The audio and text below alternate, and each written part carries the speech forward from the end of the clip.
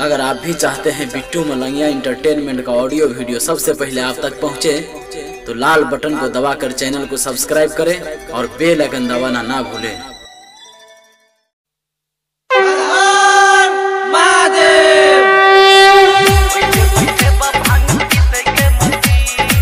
RSR music Darbhanga presents. अखन अपने सब सुन रहा छी बिट्टू मलंगिया एंटरटेनमेंट से। हो बाबा कदा तनी दाया दाया दाया, तरसे लभर बिना काया काया काया। हो बाबा कदा तनी दाया दाया दाया, तरसे लभर बिना काया काया काया।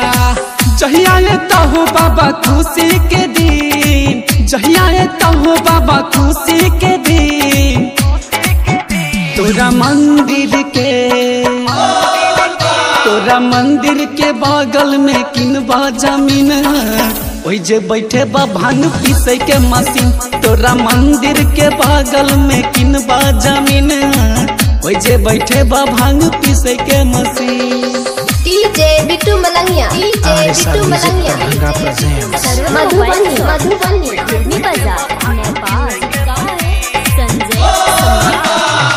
हो भोला बाबा हर लेने परेशानी, एलिया तो हर दुआर हो। कल्याणी हो रा दुख सहम तोरा, कर हमर बेरा पार हो। हो बाबा हो भोला बाबा हर लेने परेशानी, एलिया तो हर दुआर हो। कल्याणी हो रा दुख सहम तोरा, कर हमर बेरा पार हो। कदा हो बाबा हमर जिंदगी रंगी, कदा हो बाबा हमर जिंदगी रंगी। तोरा मंदिर के बगल में किनबा जमीन, ओइ जे बैठे बा भांग पीसे के मशीन। तोरा मंदिर के बगल में किनबा जमीन, ओइ जे बैठे बा भांग पीसे के machine. DJ Bittu Malangiya, DJ Bittu Malangiya Madhubani RSR music Darbhanga presents. बिना लभर के छे जिंदगी उदास हो, पूरा दे बाबा हमरा सो। राहुल सिंह राजन के हो बाबा, तोरे पछै विश्वास हो। बाबा बिना लभर के छे जिंदगी उदास हो, पूरा दे बाबा तू आस हो।